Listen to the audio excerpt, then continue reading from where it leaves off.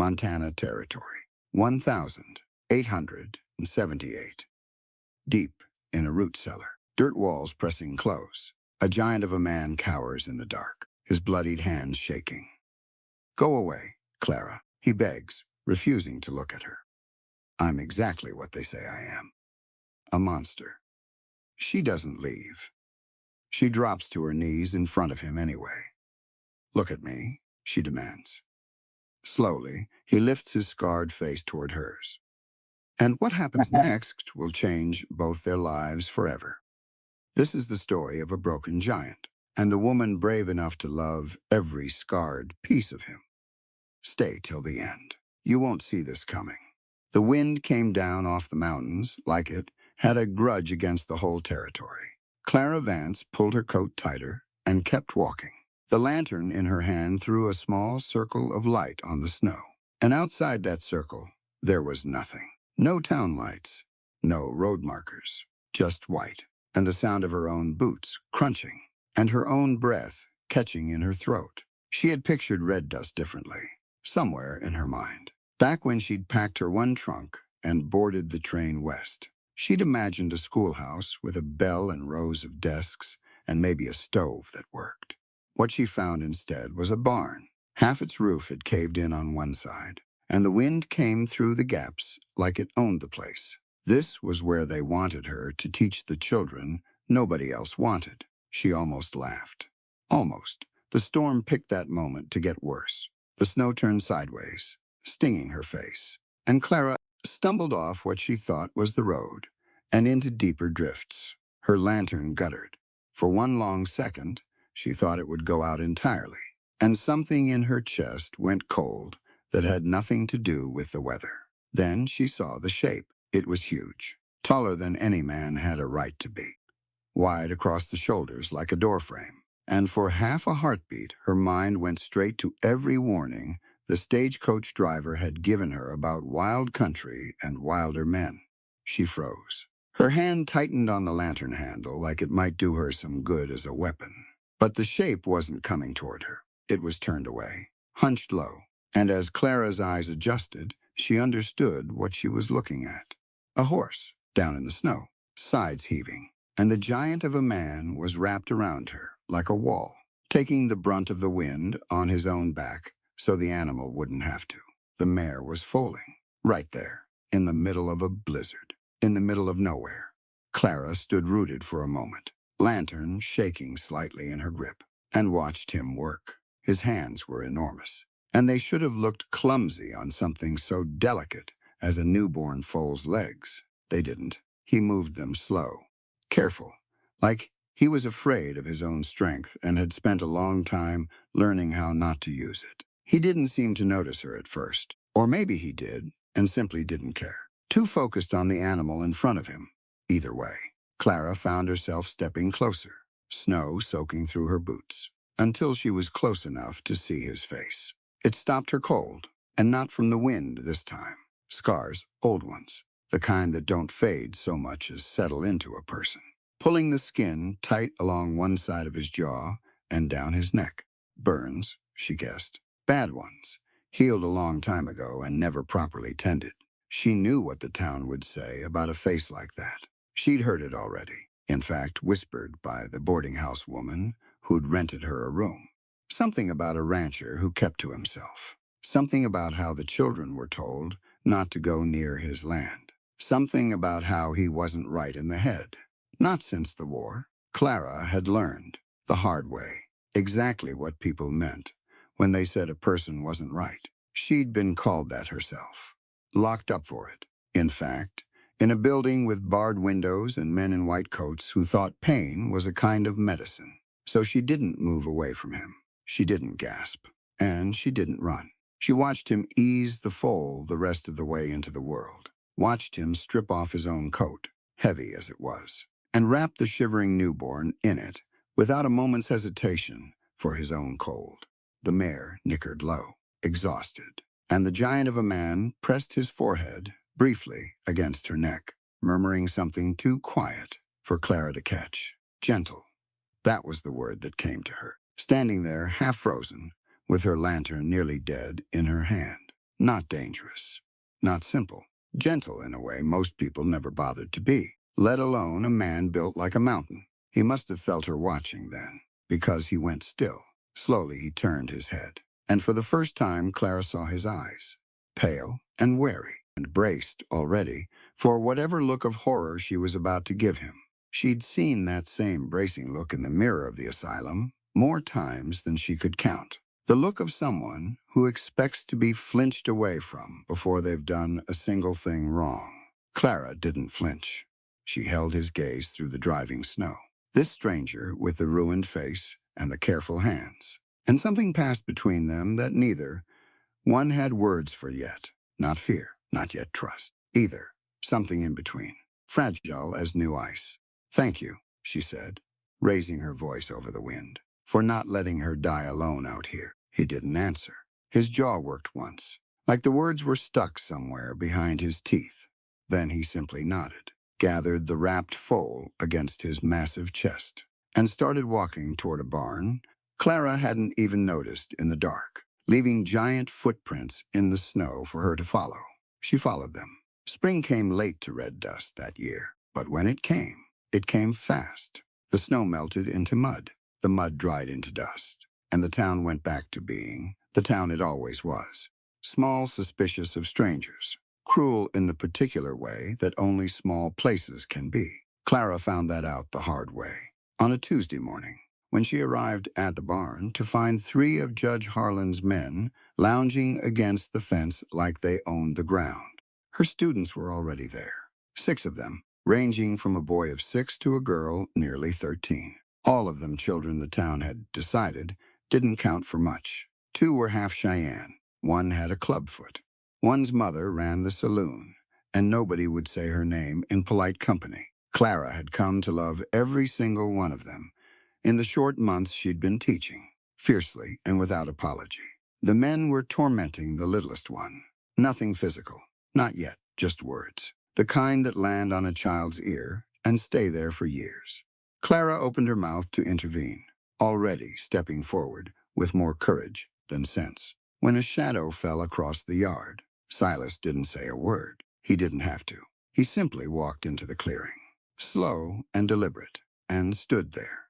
6'6" of quiet menace, arms crossed, scarred face unreadable. The men who'd been so brave a moment before found urgent business elsewhere, tripping over each other to get to their horses. Clara watched them go, then looked at Silas. He was already turning away, like he expected no thanks and wanted none. "Mr. Thorne," she called out. He stopped, didn't turn around right away. When he finally did, his eyes had that same wariness she'd seen in the snow, the look of a man bracing for a door to slam. "I owe you," she said. Again, he shook his head, just once. A single word came out, rough and slow, like it cost him something to produce it. "No," that was all. Then he was gone, back toward his own land, leaving her standing there with her heart doing something strange and unfamiliar in her chest. She thought about him for the rest of the day. Thought about the way the town spoke of him in low voices, like his name itself was something to be careful with. Dim-witted. They called him dangerous. She'd heard an old woman at the Mercantile say he wasn't right since the war, and say it the way you'd talk about a dog that might bite. Clara knew about being talked about that way. She knew exactly how it felt to have your whole self reduced to a rumor whispered behind a hand. So the next afternoon, once her students had gone home, she walked the 2 miles out to his ranch. She told herself it was only manners, a thank you ode, properly delivered. She told herself that all the way down the dirt road, past the fence line, right up until she saw him standing in the yard with a hammer in his hand and a look on his face like he'd seen a ghost. "You shouldn't have come out here," he said. First full sentence she'd heard from him. His voice was low, and it shook a little at the edges, like the words were fighting their way out. Why not? He didn't answer that. Just looked at her, then at the ground, then at the horses grazing behind him. Clara decided not to push. She'd learned that lesson in the asylum, too, the hard way. Back when the doctors used to push and push until something in her broke, just to give them what they wanted. She wasn't about to do that to another living soul. Your roof, she said instead, nodding toward the barn behind him, where a section of shingles had come loose in the winter storms. Mine's worse, much worse. I don't suppose you'd consider a trade. That got something out of him. Not quite a laugh, but close to it. A low huff of air through his nose. Trade, he repeated. You fix my school's roof. I teach you to read. He went very still, stiller than before, if that was possible.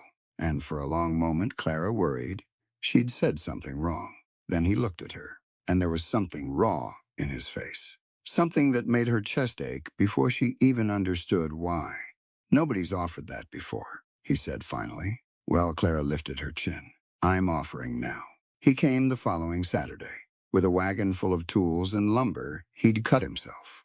He worked all morning without a word of complaint. Climbing the ladder like the height meant nothing to a man his size. Hammering shingles into place with quick, sure strokes. Clara brought him water and watched from below, marveling at how easily he moved for someone so big. Careful, precise, like every motion had been thought through twice before his hands committed to it. It was near noon when it happened. He was reaching for a beam that had splintered along one edge, and a jagged piece of wood, sharp as a blade, drove itself deep into the meat of his bicep. Clara heard him grunt, a sound of pains swallowed almost before it escaped, and she was up the ladder before she'd decided to move. Don't, he said, already pulling away from her, cradling his arm against his chest. It's nothing. I'll manage. You will not manage. Sit down. He didn't sit. He stood there in the yard, sweat on his brow, arm shaking slightly. And Clara understood in that moment that his reluctance had nothing to do with the wound itself. You're afraid, she said quietly. Not a question. His jaw tightened. I don't want you to see me. He struggled for the word, stuttering hard now, the syllables catching like a wheel stuck in mud. Flinch. I don't want to flinch. In front of you, something in Clara's chest cracked open at that. This enormous man, capable of frightening off 3 armed bullies with nothing but his presence, terrified of trembling in front of a woman half his size. Silas, she said, using his first name for the first time, and watching the way it landed on him, soft and unfamiliar. I have been strapped down by men twice your size, while they poured cold water over my head and called it medicine. I don't scare easy anymore. He looked at her then, really looked, and something shifted behind his eyes. She fetched her sewing kit from her bag, the small pair of tweezers she kept for splinters and thorns, and she sat him down on an overturned crate in the shade of the barn. His arm was thick as a fence post under her hands, corded with muscle, and the splinter had gone deep, deeper than she'd first thought. This is going to hurt, she warned him. I know pain, he said simply. She believed him. She'd seen the scars on his face and neck, and she suspected there were more beneath his shirt that told the same story, though she'd never presumed to ask. She began to work, and true to his word, he didn't cry out, but he trembled, a fine shiver running through that massive arm, and she felt him trying to pull away, trying to hold himself so. Still, it became its own kind of violence against his own body. Clara held his arm steady with both hands and looked him dead in the eye. Silas, go deeper, she said. Don't hold back, or the wound will fester. The word seemed to mean more to him than the simple advice they carried. He went quiet in a different way than before, and let her push the tweezers in past the resistance, past the place where most men would have shouted or shoved her away. He held her gaze instead, breathing hard through his nose, until she drew the splinter free and held it up between them. Blood welled up dark against his skin. Clara pressed a clean cloth to the wound and felt him exhale, long and slow, like he'd been holding that breath for years. And not just the last few minutes. There, she said softly. Was that so terrible? He shook his head. His eyes were wet, though he blinked hard and looked away before she could be sure of it. Nobody's held me steady like that, he said, so quiet she almost missed it. Not since before the war. Clara didn't ask what happened during the war. She had learned, in her own suffering, that some wounds needed to be shown before they could be spoken of, and she suspected his would take considerably longer than a splinter to draw out.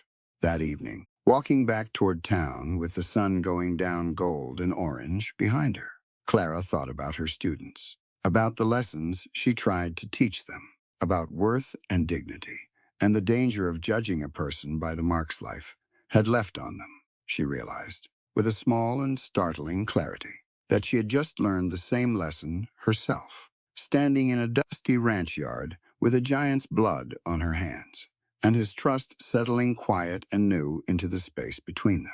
The storm rolled in on a Thursday, the kind of storm that Montana produces, without warning and without mercy. Black clouds stacking up over the mountains until the whole sky seemed to lean down low and mean. Clara had taken to staying in the small barn, adjoining Silas's property most nights that week. The roof repairs on her own school, not quite finished. The walk back to her boarding room, too long once darkness fell. He'd offered without being asked twice, setting her up a cot and a stove of her own. Keeping a respectful distance that she'd come to understand wasn't shyness so much as a kind of penance he paid every day, for a crime she still didn't fully understand. The thunder started around midnight. Clara woke to it, the whole barn shuddering under a crack of lightning, close enough to rattle the window glass. And she lay there, a moment, listening to the rain hammer, the roof, grateful, the shingles held. Then she heard the screaming. It came from the main cabin, a sound so raw and so full of terror that Clara was on her feet and moving before she'd fully processed what she was hearing. She grabbed her shawl and ran through the mud and the rain, lightning splitting the sky white every few seconds, until she reached his door. It was already broken. Not locked, broken. The wood around the hinges splintered outward, like something had struck it from the inside. Silas, no answer. Just the sound of something heavy crashing inside. Furniture breaking. A low continuous moan of a man in agony. Clara pushed the door open. The scene inside stopped her cold. Silas was on the floor, amid the wreckage of what had been a table, his massive hands pressed over his ears, rocking back and forth, eyes open but seeing nothing in the room around him. He wasn't in the cabin anymore. She understood that immediately, the way you understand things without needing them explained. He was somewhere else entirely, somewhere years and years away. No, he was saying, over and over, the word broken and small, coming from such an enormous man. No, please, no more. I'll do it. I'll do it. Just no more. Clara had seen this before. Not this exact horror, but its shape, its bones. She'd seen women in the asylum locked in their own private storms, screaming at doctors who weren't there, flinching from restraints already removed. She knew, with a certainty that steadied her racing heart, that the worst thing she could do was startle him. She didn't call his name loudly. She didn't reach for him first. She knelt down, slow several feet away, and began to speak in a low, even voice, the same voice she used to gentle a frightened child. "You're in Montana," she said. "It's raining. You're at your ranch. Your horses are safe in the barn. I'm here. It's Clara." He didn't respond. His breathing came in short, ragged pulls, and his hands were shaking against the sides of his head, hard enough that Clara worried he might hurt himself. She kept talking. She told him about the rain on the roof. She told him about the horses, about the mare he'd saved back in the winter, about the foal that was growing strong and fast. She talked and talked, filling the room with the sound of the present moment, until slowly, so slowly, his eyes began to focus. He saw her, really saw her, and the recognition brought with it something worse than the blankness before. Shame, deep, crushing shame, folding him further into himself. "Don't look at me," he begged, voice cracking. "Please, go back to the barn. Don't look at me like this. I'm not going anywhere." Clara, her name came out of him raw, torn. "I could have hurt you. I don't always know where I am. I don't always know who's in front of me. But you do now." She kept her voice steady, though her heart was hammering. "You know exactly who's in front of you." She moved closer, an inch at a time, giving him every chance to tell her to stop. He didn't. When she finally reached him, she didn't grab or restrain. She simply wrapped her arms around his shoulders, as much of him as she could hold, and let her sleeve fall back in the process. exposing the faint white scars circling her own wrists. Shackle marks, old and permanent, the kind that never fully fade. He went still beneath her arms. Then, slowly, his massive hand came up and touched her wrist, tracing the old scar there with a gentleness that didn't match his size at all. "What did they do to you?" he whispered. "The same thing the war did to you," she said. "They decided I was broken. They decided the way to fix broken things was to make them suffer until they stopped fighting back. Did you stop?" No, Clara felt tears on her own face now, surprising her, but I learned to hide it.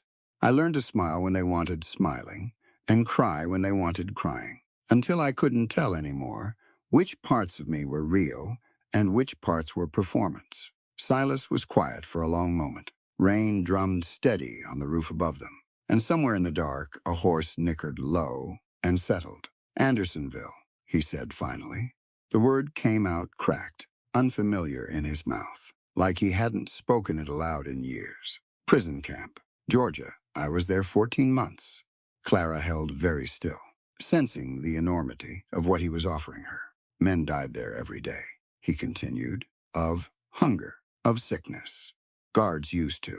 He stopped, swallowed hard, started again. "There was a fire. That's where I got these." His hand drifted up toward his scarred jaw. "But the fire wasn't the worst of it.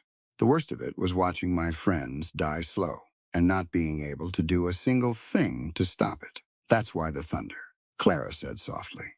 "Not a question." He nodded. "Sounds like the cannons. Sometimes I go right back there. I don't come back for a long while. You came back tonight because you were here." They sat together on the floor of that broken cabin for a long time after that, not speaking, just breathing in the same rhythm, listening to the storm ease from fury into simple rain. Clara didn't let go of him, and he didn't ask her to. Somewhere in that quiet, she understood something about herself she hadn't fully admitted before. Every lesson she taught her students about worth beyond scars, about dignity beyond what the world decided to see. She had needed to hear those words herself, spoken by someone who had earned the right to say them. She thought Silas had just earned that right, sitting there in the wreckage of his own worst night, letting her see the whole of him without once trying to hide. "Thank you," he said eventually, so quiet she almost missed it, "for not running." "I don't run from people I understand," Clara said. "I only ever ran from people who tried to make me small." Word travels fast in a small town, and cruelty travels faster than most things. Clara arrived at the schoolhouse barn one gray morning to find the woodpile gone. Every last log, every scrap of kindling she'd stored up for the coming cold snap, vanished overnight. She stood in the empty space where it had been, breath fogging in the early chill, and understood exactly what had happened and exactly who was behind it. Judge Harlan's doing, without question. A man who couldn't stand to see marginalized children get an education would find plenty of ways to make that education impossible. And freezing them out, quite literally, was as good a method as any. She was still standing there, trying to work out how she'd keep her students warm through the coming weeks, when she heard hooves on the frozen ground behind her. Silas. He took one look at the empty space where the wood had been, one look at her face, and understood everything without a single word passing between them. "Bring them to my ranch," he said. Clara blinked. "Silas, I couldn't ask that of you." "You're not asking." He was already dismounting, already moving toward the barn to gather her few teaching supplies. The slate boards and the handful of donated books and the map of the territories she'd tacked up on the wall. "I have room. I have wood. I have a barn bigger than this one, and better built." And so it began, within the week. Clara's entire school had relocated to Silas Thorne's ranch. 6 children, plus 2 more, who joined once word got around that there was a warm place to learn, and nobody there to sneer at them for who their mothers were or what blood ran in their veins. The transformation of that ranch was something Clara would remember for the rest of her life. What had been a quiet, lonely piece of land, worked by one silent giant of a man, became something alive. Children's laughter rang out across the yard during the noon breaks. The younger ones took to following Silas around whenever he wasn't teaching, watching him work the horses with something like awe, and he indulged them more patiently than Clara would have guessed possible for a man who claimed to fear his own strength. He built them a proper stove for the barn. He fashioned real desks out of scrap lumber, sanding each one smooth himself. Working late into the evenings after the children had gone home, he never spoke of the cost, of the time, of the sacrifice involved in feeding and warming 8 more mouths through the coming winter. He simply did it, the same quiet, absolute way he did everything. Clara noticed the changes in him too, small ones at first. He started sitting closer during the reading lessons she still gave him each evening after the children left, close enough that his shoulder sometimes brushed hers as he leaned over a page, sounding out words slow and careful.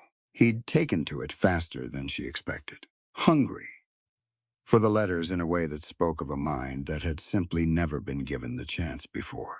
One evening, his rough hand grazed the length of her spine as he reached past her for a lantern, and neither of them moved away as quickly as propriety might have demanded.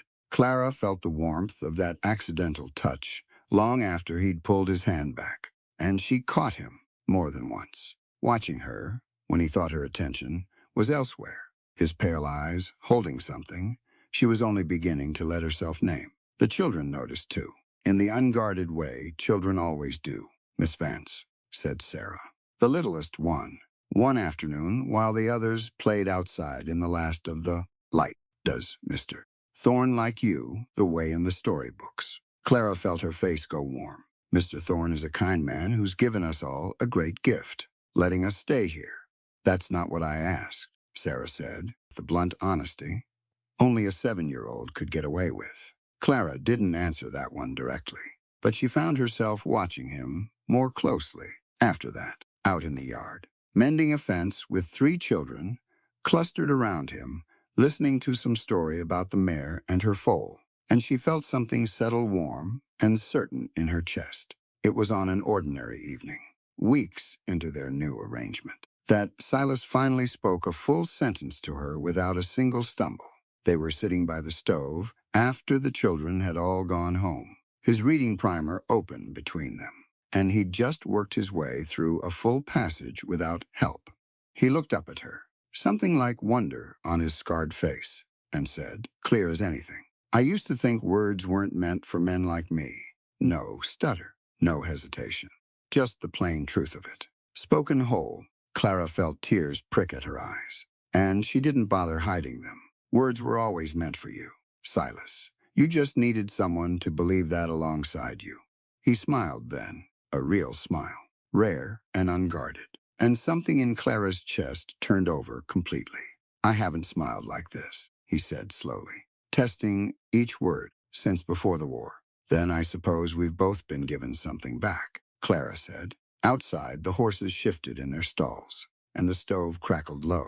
And for the first time since either of them had washed up in this hard, unforgiving stretch of Montana, the future looked like something worth hoping for. Neither one said the word love that night, but it sat there between them all the same, patient and growing, the way good things do when they're given room enough and time. The saloon in Red Dust wasn't much to look at. Warped floorboards, a bar that leaned a little to the left, a piano nobody had tuned since Grant was president. But it was the only place in town where men gathered to drink and talk. And talk they did, the moment Gideon Slade walked through the door. He came in on a Tuesday afternoon, and the whole room seemed to feel it before they saw it. Something in the air shifted, the way it does before a storm breaks. Boots first, heavy and deliberate, spurs jingling with each step. A sound that seemed to announce him before his face ever came into view. He was lean where Silas was broad, quick-eyed where Silas was slow and careful. A killer's kind of handsome, the sort of face that could charm a woman right up until the moment it turned cold. He walked to the bar, ordered whiskey, and while he waited, he pulled a folded paper from his coat and pinned it to the wall by the door for everyone to see. Wanted, Clara Vance. Escaped patient. Dangerous. Reward for safe return. The words hit the room like a gunshot. Men who'd tipped their hats to Clara on the street, not 2 days before, now turned to study that poster with new eyes, whispering behind their hands. Word reached the ranch by supper time, carried by one of the older boys who'd overheard it from his father. Clara went pale when she heard it, her hands going still over the stew she'd been stirring. Dangerous, she repeated, tasting the bitterness of the word. That's what they called me before, too, right before they locked the door. Silas said nothing for a long while. When he finally spoke, his voice had gone low and hard in a way Clara hadn't heard from him before. I'll handle it, Silas. I'll ride into town tonight and I'll make sure he understands he's not welcome here. Clara caught his arm before he could stand. And what does handling it look like? What happens after? He didn't answer. His jaw worked, the old stutter, threatening to return under the weight of what he wasn't saying. And Clara understood then what he was truly afraid of. Not Slade, not the poster. He was afraid of himself, of what he might do if given the excuse, and of what she'd think of him once he'd done it. Stay, she said softly, please. He stayed that night, but something had shifted in him, and over the following days, Clara watched him pull away from her, one small distance at a time. He stopped lingering after the reading lessons. He found reasons to be out mending fences at the far edge of his land instead of close by the schoolhouse.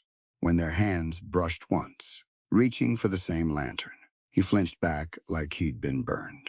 Did I do something wrong? Clara finally asked him, cornering him by the barn one evening, while the children played out of earshot. No, he wouldn't meet her eyes. You didn't do anything.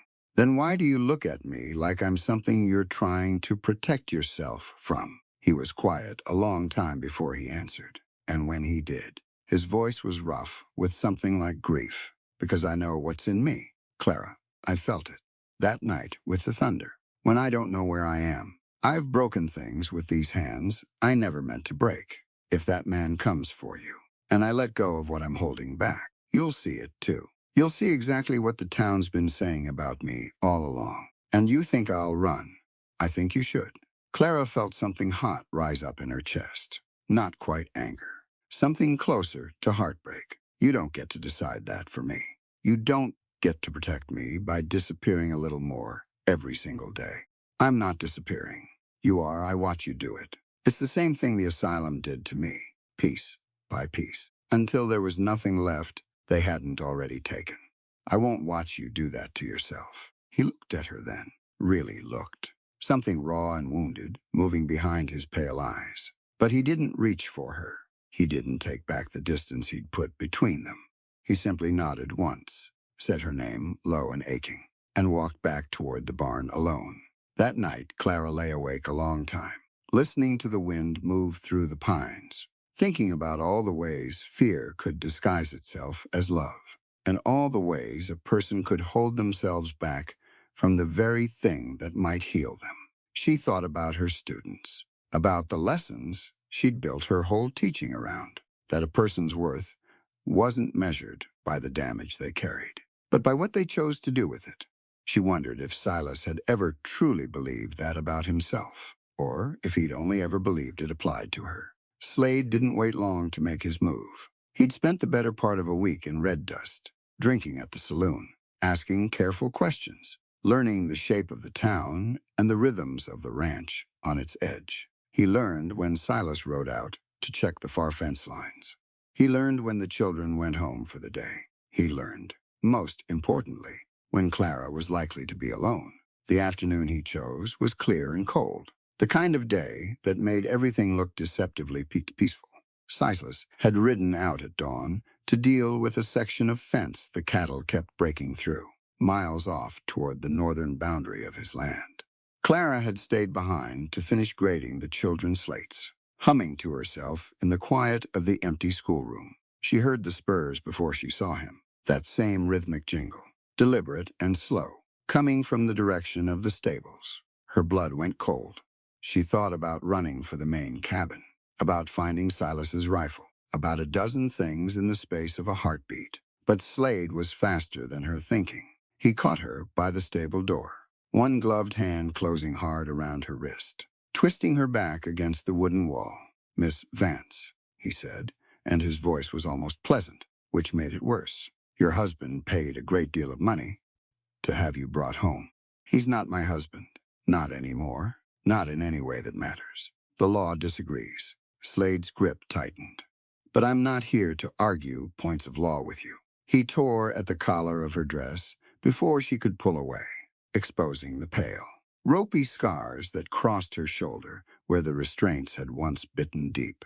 He studied them with something like satisfaction, the way a man studies proof of a story he's already decided to believe. There it is, he said softly, just like they told me.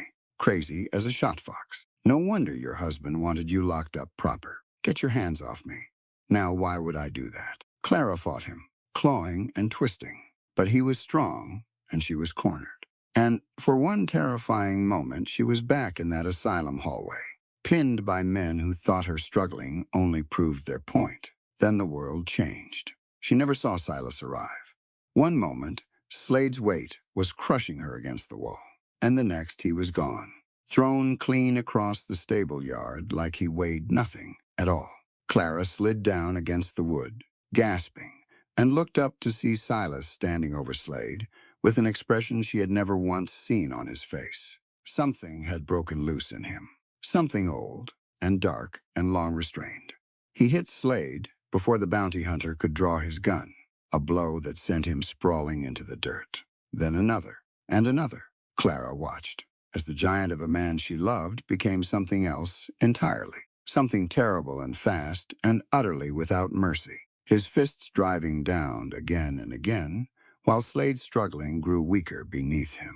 Silas. He didn't hear her, or he heard her and couldn't stop. Some deeper part of him locked into a different battlefield entirely, one where surrender wasn't an option, and mercy got a man killed. Slade's face was a ruin now, barely conscious, and still Silas didn't stop. Silas, she screamed it this time, raw and desperate, and something in that second scream finally reached him. His hands stilled, hovering above Slade's bloodied face, and Clara watched the fury drain out of his eyes, replaced by something worse. Horror, recognition of what he'd nearly become. He looked down at his own hands, red and shaking, and made a sound Clara had never heard from a grown man before. Something between a sob and a groan of pure disgust. Silas, she said, gentler now, moving toward him. Don't. He stumbled back from her, from Slade's beaten body, from all of it. Don't come near me. I told you. I told you what I was. You saved me. I nearly killed a man in front of you. His voice cracked wide open. You saw it. You saw exactly what they all said I was.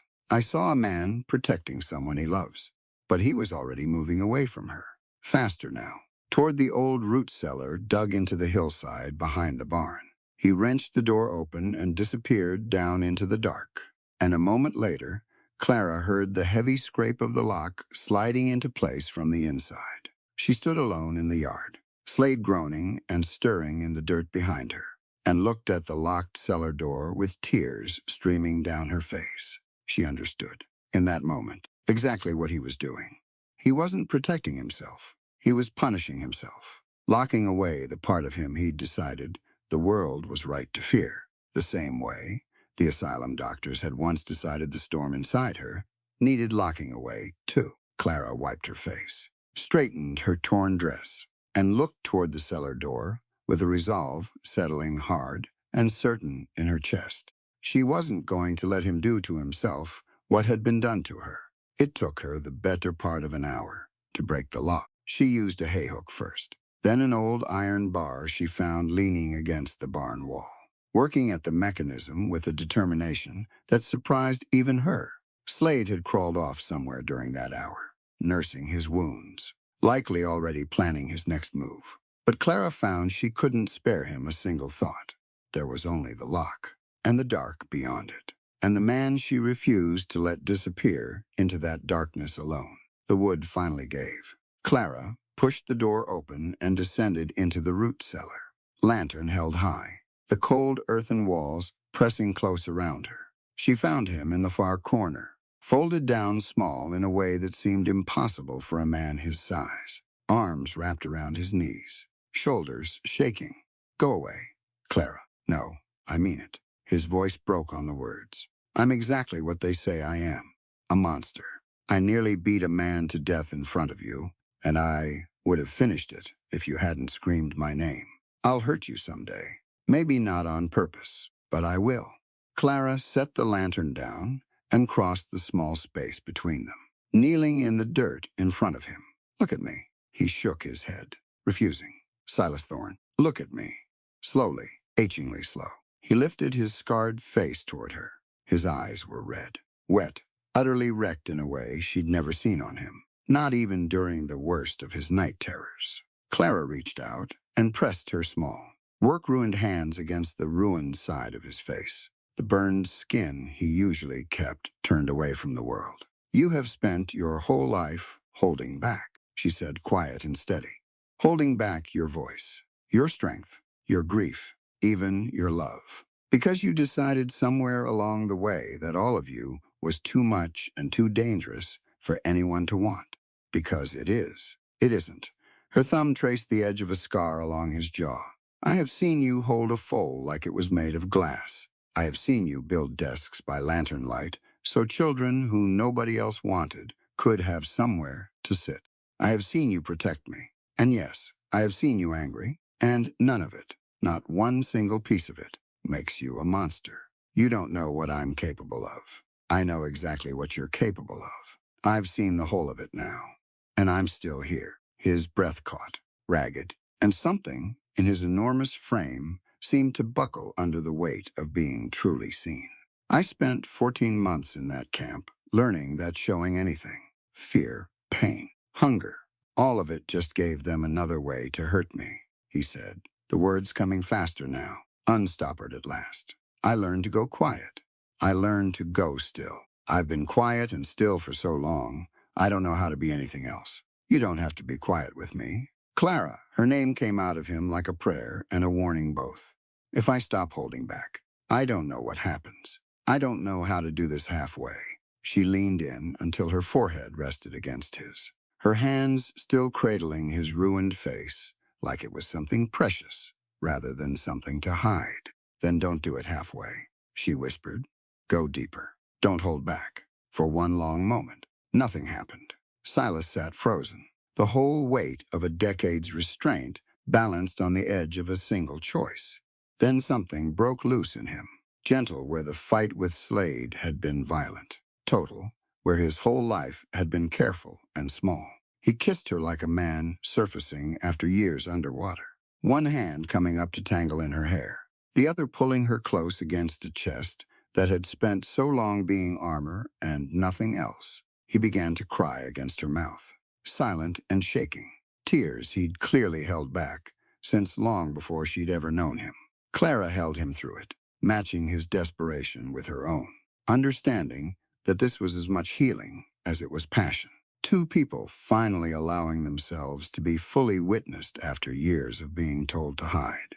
I've got you, she whispered against his lips. You're not holding anything back from me, not anymore. What followed in that dim cellar was not the frantic collision of two strangers, but something slower, something that felt closer to worship than desire.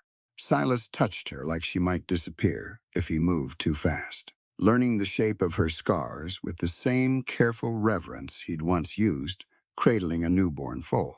And Clara met him with an openness she hadn't known she still had left in her, years of learned fear falling away piece by piece. There was nothing careless in it. Every touch asked a question, and every response answered it fully. Two broken people finding, at last, that their broken places fit together rather than working against each other. Afterward, in the quiet dark of the cellar, Silas held her against his chest and spoke without a single stumble in his voice, words flowing out of him steady and sure for the first time since Clara had known him. I thought loving you would mean hiding the worst of myself so you'd never see it, he said. I didn't understand you'd already decided to love all of me, even the parts I was ashamed of. That's the only way love is worth having, Clara murmured against his skin. The whole truth, or nothing at all. Outside, the sun had begun to set, painting the cracks around the cellar door with soft gold light. Neither of them moved to leave it just yet. Content for the moment to simply exist together, fully known, fully seen, finally unafraid. Morning came too fast. Clara woke first, tucked against Silas's chest, in the narrow cot of the root cellar. The events of the day before settling over her, like a held breath finally released. She could hear birds outside, ordinary and unbothered, and for a moment she let herself believe the worst of it was over. Then she heard the horses, not one or two, a dozen at least, hooves pounding hard against the packed dirt of the yard outside. And beneath that sound, unmistakable even through the cellar door, the voice of Judge Harlan calling out orders like a man who expected to be obeyed without question. Silas was awake instantly, every trace of the softness from the night before hardening back into something alert and dangerous. He was up and dressed before Clara had even found her boots, checking the chamber of his rifle, with hands that had gone perfectly steady. "Stay behind me," he said. Silas, Clara. His eyes found hers, and there was no fear in them now. Only a kind of calm resolve that hadn't been there before last night. "I mean it. Whatever happens out there, stay behind me." They climbed out of the cellar together into a yard full of armed men. Judge Harlan sat his horse near the front of the group, dressed like he'd come straight from church rather than a manhunt, and beside him, bruised and swollen but very much alive, sat Gideon Slade. "Mr. Thorne," Harlan called out, pleasant as anything, like he was discussing the weather. "I'm here on lawful business. The woman beside you is a committed patient of a New York asylum, escaped under fraudulent circumstances. I'll be taking her back east where she belongs." "She belongs here," Silas said. "That's not your decision to make. Son, you're not kin to her. You're not anything to her, far as the law's concerned." Clara felt her heart drop at those words, felt the old familiar terror of being spoken about like property, like a problem to be solved by men who'd never once asked what she wanted. But then she felt Silas's hand find hers, steady and sure, and something in her chest steadied along with it. "Wait," she said, stepping forward despite Silas's earlier instruction. "You said I'm not kin to him. That's true, but that can change." Harlan raised an eyebrow, amused. "And how do you figure that?" "Territory law," Clara said, drawing herself up straight. Years of teaching lending. Her voice a strength that surprised even her. "A committed patient's asylum order can be nullified if she comes under the legal protection of a husband, a land-owning husband, in good standing, willing to take responsibility for her." The yard went quiet. Even the horses seemed to sense the shift in the air.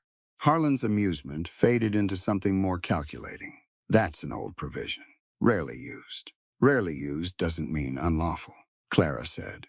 "I studied law alongside my teaching credentials. Judge, my ex-husband made very sure I understood exactly what rights I had, so he could strip every single one of them away with full knowledge of what he was taking." Slade, sitting his horse with a face still swollen from the day before, let out a short, disbelieving laugh. "You're not seriously suggesting a wedding, right here, right now, to get out of this?" "I'm not suggesting it," Silas said, stepping forward, his voice carrying clear across the yard, steady and sure in a way it had never been before. "Not one single stumble in it. I'm doing it." He turned to face Clara directly, ignoring the dozen armed men around them like they didn't exist at all. "Clara Vance," he said, "I've loved you since I watched you walk toward me in a blizzard instead of running the other way. I'd be proud, more than proud, to call you my wife and to give you every protection my name can offer, if you'll have me." Clara felt tears rising, unbidden and unstoppable, and she found she didn't care one bit that a dozen men were watching. "Yes," she said, "I'll have you. Silas Thorne, all of you." Harlan's face had gone red with fury. "This is absurd. I won't recognize some backyard ceremony as legally binding." "You don't have to recognize it, Judge," Clara said, turning her attention back to him with a coolness that surprised even herself. "You just have to accept that it's the law, and I believe you've brought us exactly the man required to perform it." She nodded toward a heavy-set man near the back of the group, one Clara recognized as the territorial magistrate, a man who traveled the county performing official duties for lack of a proper courthouse. The magistrate looked deeply uncomfortable at being singled out. Judge Harlan, I don't rightly see how I can refuse a lawful request. If the parties are willing and the provisions on the books. You work for this county. Harlan snapped. I work for the law of this county. The magistrate corrected, dismounting slowly, which, if I recall correctly, and I believe I do, allows for exactly what the lady's describing. Harlan looked like he might argue further, but Silas took one step forward, rifle still resting easy against his shoulder, his sheer size and stillness saying more than any threat could have. The magistrate cleared his throat and gestured for Clara and Silas to stand before him in the mud of the ranch yard.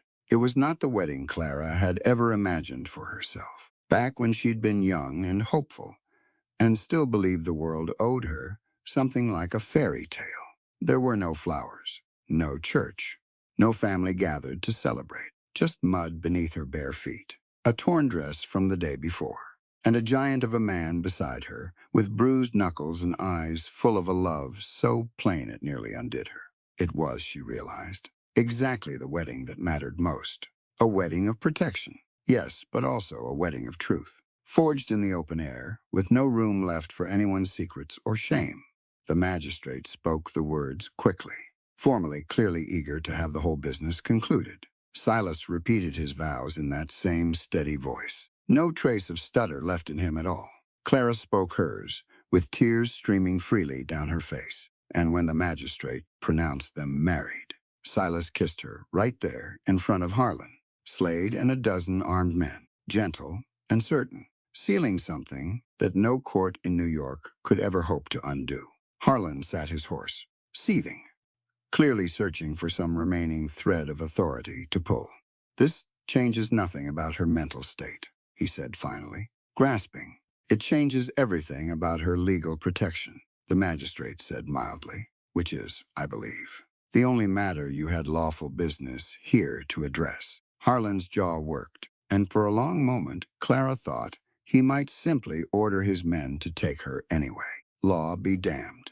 But something in Silas's stillness, in the rifle resting easy but ready on his shoulder, in the sheer immovable fact of him standing there, made even a corrupt judge think twice. This isn't finished, Harlan finally said, wheeling his horse around. No, Clara called after him, her voice ringing clear across the yard. It isn't. Not until the whole town knows exactly what kind of judge you've been. News of the shotgun wedding spread through red dust faster than the winter's worst storm, and by the time Clara walked into town the next morning, still in her torn and mended wedding dress, every eye in the place was already fixed on her. She'd insisted on this. Silas had wanted to keep her safe on the ranch, tucked away from wagging tongues and prying stares. But Clara had shaken her head firmly. I spent years letting other people decide what my story was, she told him. I won't spend one more day letting Harlan decide it for me. So she walked the main street of red dust, with her head held high, Silas beside her, his presence alone enough to keep the worst of the whispers from turning into anything bolder. She stopped in the very center of town, right outside the mercantile, where half the townsfolk did their daily business, and she began to speak. Some of you have heard I'm dangerous, she called out, loud enough to carry down the length of the street. Some of you have heard I escaped an asylum, that I'm not fit to teach your children, that I ought to be locked away for everyone's safety. Faces turned toward her, uncertain, curious despite themselves. I want you to see exactly what dangerous looks like. She reached up and, with deliberate slowness, pulled back the sleeve of her dress, exposing the pale scarring that circled her wrist. Then she loosened her collar, showing the marks along her collarbone where restraints had once cut deep during her worst months in that New York institution. A murmur ran through the gathering crowd. I was committed, Clara continued, not because I was dangerous, but because I fought for the right of children, like the ones I teach now, to have an education. Because I refused to sit quietly while my husband decided what a woman's mind was allowed to hold. He had money, he had influence, and he used both to have me locked away and subjected to treatments no civilized person should ever endure. simply because I was inconvenient to him. She let that settle over the crowd before continuing. Judge Harlan knew all of this, she said. He took payment from a bounty hunter, a man named Gideon Slade, to help drag me back into that same institution. Not because the law required it, because he was paid to look the other way, while the law was twisted to suit a wealthy man's convenience. The crowd's murmur grew louder now, less uncertain, more indignant. Clara saw faces she recognized, parents of her students, women who'd whispered behind their hands about her for months, now looking at her with something closer to shame. One woman stepped forward from the crowd, older, weathered by hard years, her voice trembling. My husband used to say I was hysterical, too, whenever I disagreed with him. That's exactly the word they use, Clara said gently. Hysterical, dangerous, unfit. Whatever word keeps a woman quiet and small. More voices rose up then, one after another. Women who'd suffered similar accusations, similar silences, stepping forward to stand beside Clara in the muddy street. The parents of her students came too, some of them ashamed of how they'd treated her, others simply grateful. All of them forming a loose circle around Clara and Silas that grew wider by the minute. Judge Harlan arrived partway through, drawn by the commotion, and found himself facing not the quiet compliance he'd expected, but an entire town's worth of accusing stares. This is slander, he tried, his voice not quite as commanding as it usually was. Baseless accusations from a woman with a documented history of instability. Is it slander? Clara asked. That Gideon Slade paid you for your cooperation, because I believe several of the men who accompanied you here yesterday would be willing to testify to exactly that, if it meant clearing their own consciences. She looked pointedly at the posse members scattered near the back of the crowd, several of whom shifted uncomfortably, unwilling to meet the judge's eye. Slade himself had made himself scarce that morning, his bruised face perhaps too recognizable, a reminder of yesterday's failure. But his absence spoke volumes all on its own. The children I teach, Clara continued, turning back to address the gathered crowd, have been told their whole lives that they don't matter, that their blood, or their circumstances, or their mother's profession makes them less deserving of an education, of dignity, of basic human respect. I have spent this last year trying to teach them otherwise. That worth isn't measured by scars, or by circumstance, or by whatever label the powerful decide to hang around your neck. She reached for Silas's hand, and he took it without hesitation, standing tall and unashamed before the entire town that had once called him nothing but a dangerous brute. This man, she said, was called a monster by most of you, feared for his size, mocked for his silence, dismissed as simple-minded because trauma took his words away for a time.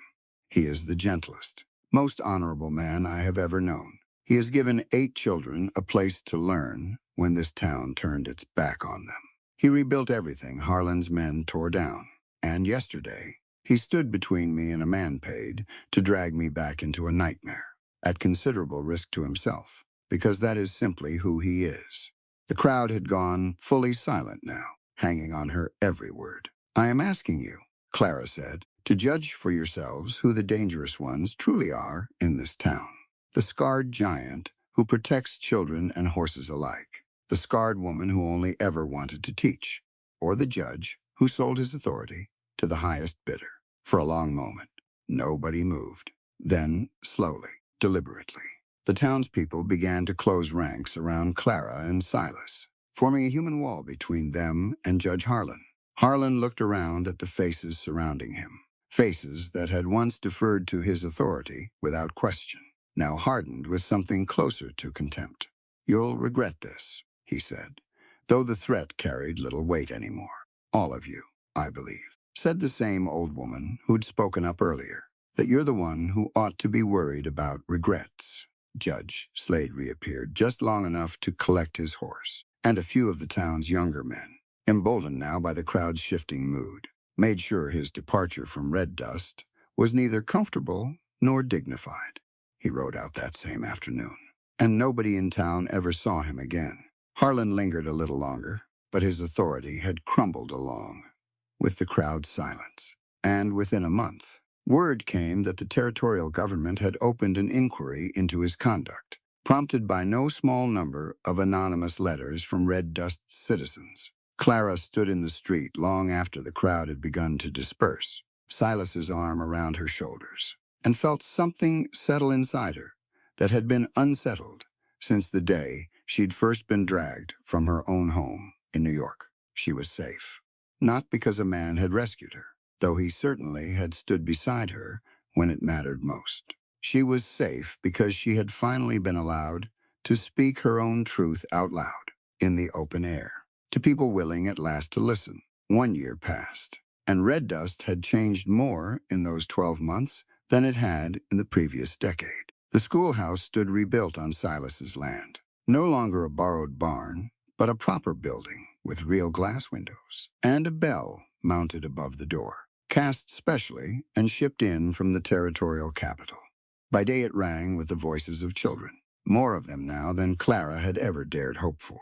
Sons and daughters of families who once wouldn't have spoken to her on the street, sitting alongside the same marginalized students who'd first found refuge there. By night, the building served a different purpose entirely. Adults came then, tired from a day's labor, but hungry all the same for something they'd been denied their whole lives. Clara taught them their letters, the same patient way she'd once taught Silas, watching grown men and women discover, sometimes for the first time in their lives, that words on a page could belong to them too. Silas often sat in on those evening classes himself, not as a student any longer, since he'd long since outpaced his neighbors in reading, but as a quiet presence in the back, offering encouragement to those who struggled the way he once had. Clara found him there one evening in early autumn, the light going soft and gold through the new windows, helping an elderly rancher sound out a difficult word with more patience than she'd have thought possible, from a man who'd once believed himself unworthy of gentleness. She smiled, resting a hand against the small of her back, heavy now with a child growing inside her, and waited until the lesson concluded before making her way over to him. "You're good at this," she told him, once the last student had gathered their things and headed home under the darkening sky. "I had a good teacher," he said, pressing a kiss to her forehead, then gently to the curve of her belly. They walked home together under a sky full of early stars, the same wide Montana sky that had once seemed so unforgiving to Clara, back when she'd first arrived, half frozen and uncertain of her welcome.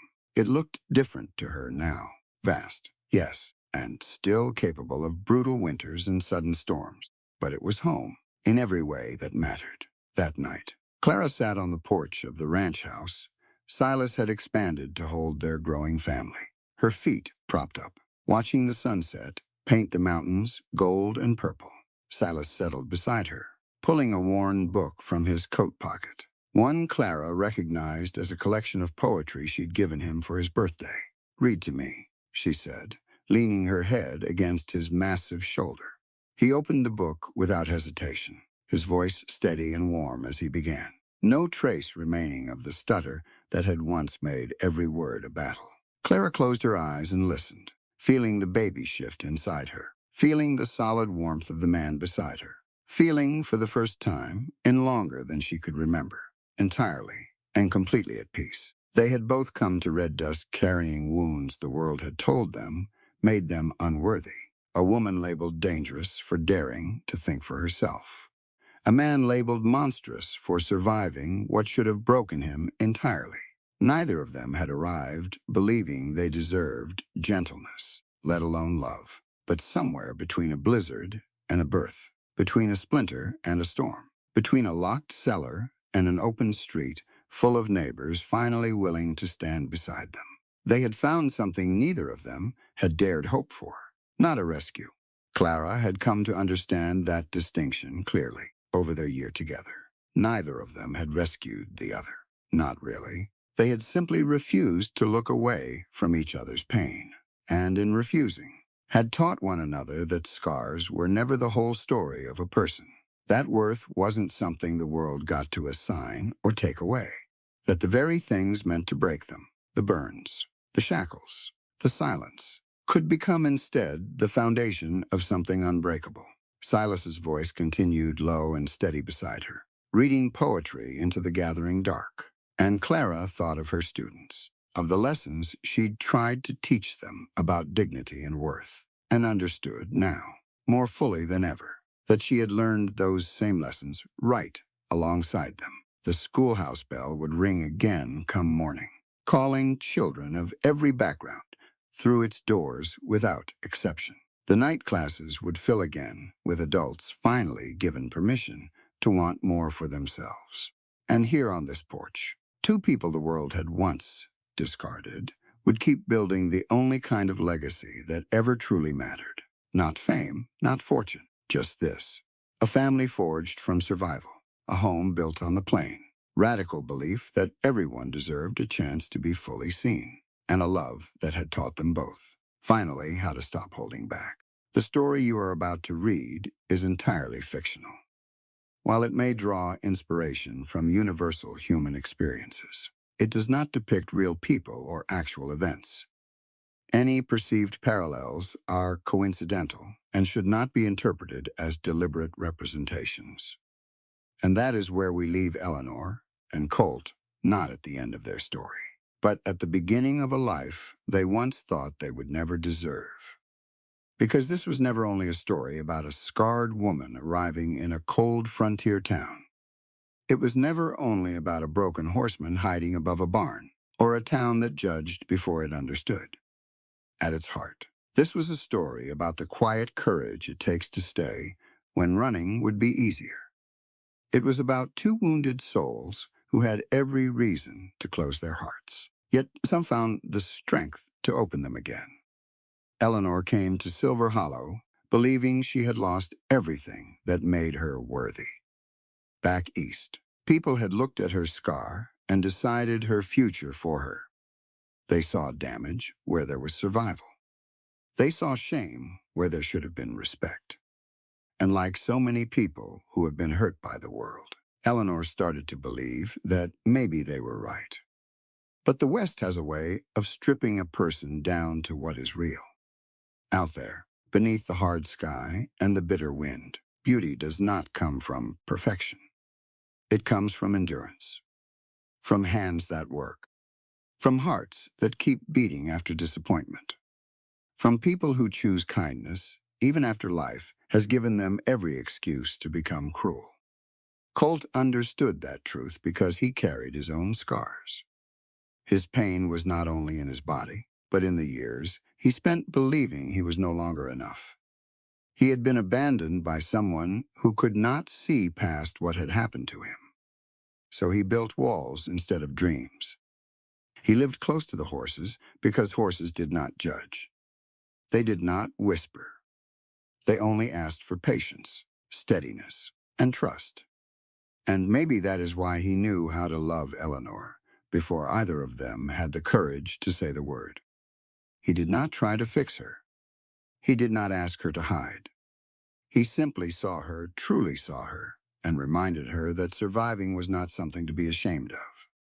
That is one of the greatest lessons this story gives us. Love is not always loud.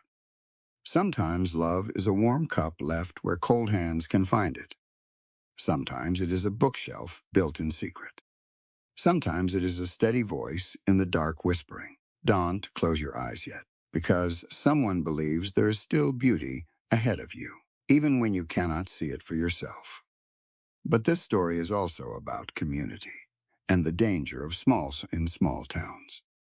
Silver Hollow judged Eleanor before it knew her. It feared what was different. It tried to turn morality into a weapon and respectability into a cage.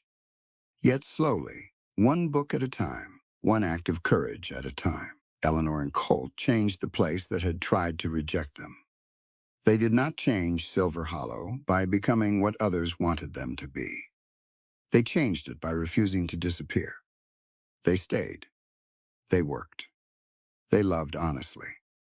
They opened doors for children, outsiders, widows, dreamers, and anyone else who needed a place to belong. And perhaps that is the deepest meaning of the story. Sometimes the life that heals us is not the life we planned. Eleanor did not come west looking for love.